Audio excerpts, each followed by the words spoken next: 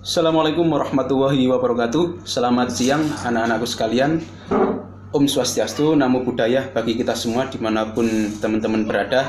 Pada kesempatan siang hari ini kita kembali lagi pada channel yang sama, yakni pada channel perkuliahan perencanaan berbasis masyarakat.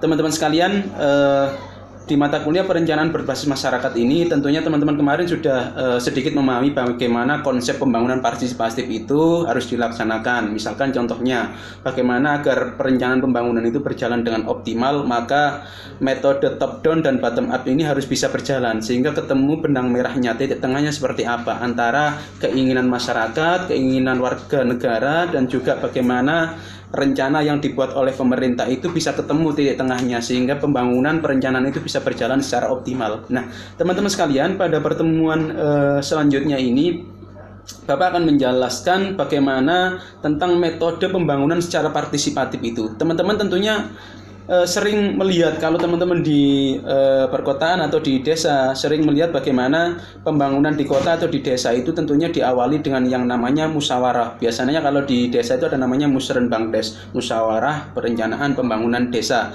atau di daerah ada namanya musrenbangda, musyawarah perencanaan pembangunan daerah, atau teman-teman pernah melihat ada yang namanya FGD, Focus Group Discussion. Nah, ini adalah sebagai sarana bagaimana untuk melihat bagaimana apa yang diinginkan oleh warga, yang diinginkan oleh masyarakat itu seperti apa, sehingga tujuan pembangunan itu bisa tercapai secara optimal.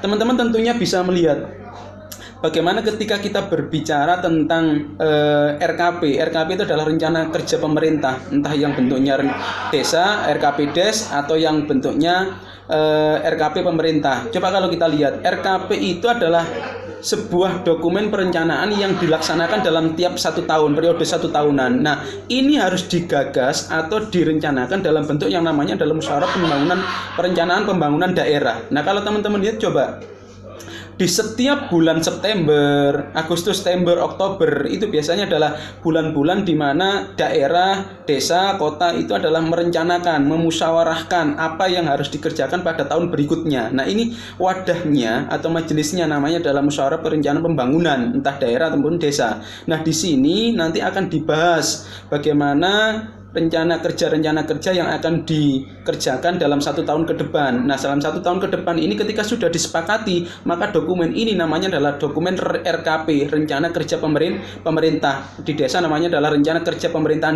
desa, atau RKPDA, atau rencana kerja pemerintahan daerah. Nah, ini sebagai ujung tombak perencanaan, sebagai kunci dalam sebuah perencanaan. Nah, teman-teman sekalian, jika kita berbicara tentang metode pembangunan partisipatif, tentunya kita akan banyak menemui berbagai macam metode yang akan kita gunakan. Antara lain adalah PRA, Participatory Rural Appraisal. Yang kedua, kita bisa menggunakan FGD, Focus Group Discussion, ya.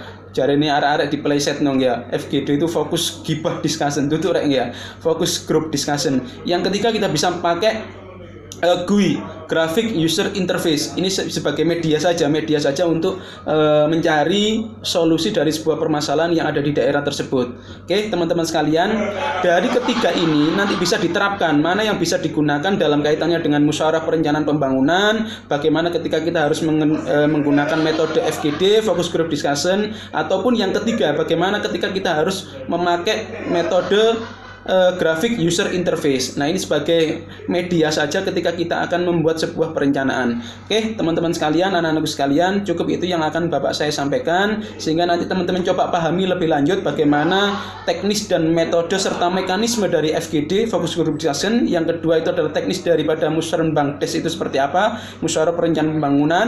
Yang ketiga adalah bagaimana Graphic User Interface itu bisa digunakan. Cukup sekian, terima kasih. Wonokromo udan deres, Pangeran sing bales. Assalamualaikum warahmatullahi wabarakatuh.